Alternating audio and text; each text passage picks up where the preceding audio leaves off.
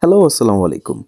Today we have in our hand the Yunzii AL66 which was sent to me by the good folks from Yunzii.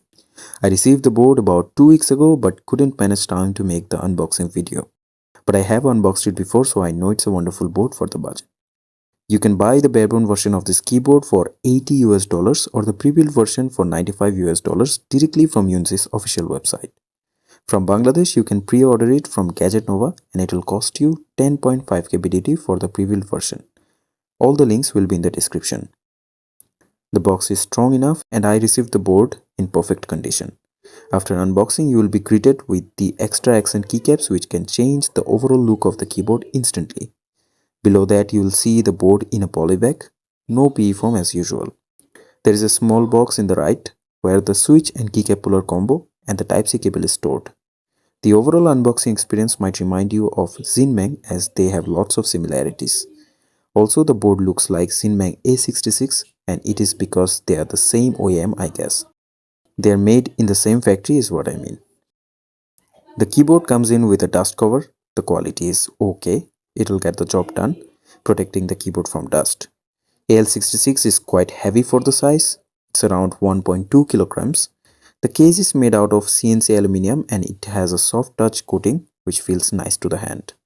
I have used the Xiaomi M71 and this board is almost similar to that.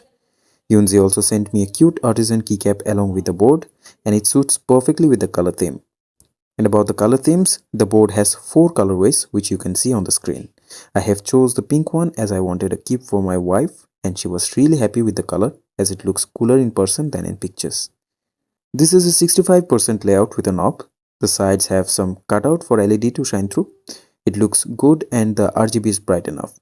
You'll find the toggle switches and the Type-C port on the front left. The toggle switches feel crisp. The Type-C port positioning is also nice. The bottom is flat and it has 4 rubber feet to keep the board in place. The PVT dice-up keycaps are cherry profile. They are thick enough and the finishing is nice. In comparison to double shot caps, it definitely lacks the sharpness of the font, but that's not that noticeable. You have to closely examine the caps to see the fuzz around the edges. The keycaps are somewhat glittery, if that makes any sense.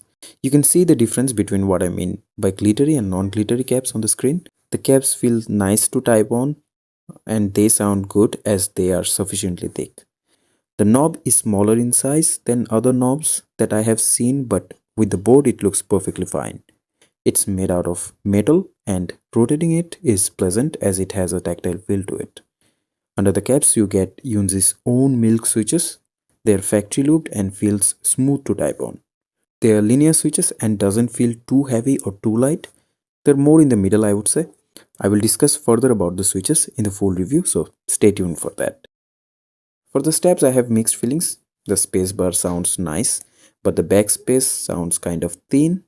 Enter sounds rattly and the shift key sounds a bit mushy. So tuning the steps is recommended if you are planning to buy this keyboard. The RGB is bright enough. You can control the brightness of the RGB by rotating the knob. Pressing the knob changes the effect. You can also change the RGB effect with FN plus backslash. The side glow is bright enough but it's dimmer around the edges. But overall it looks fine. You can change the side glow effects with FN plus spacebar. AL66 is a gasket mounted keyboard but it does not provide that much bounce. It also uses a PC plate which makes the overall sound of the board much more deeper. I will open up the board and mod it before the full review, but for now I think AL66 is a wonderful budget option in the mecha market right now. The feature to price ratio is something that's the USP of this product. I will be using it as my main driver for a while to see how it holds up. So that's all for today. Inshallah, see you again in the next video. Allah Hafiz.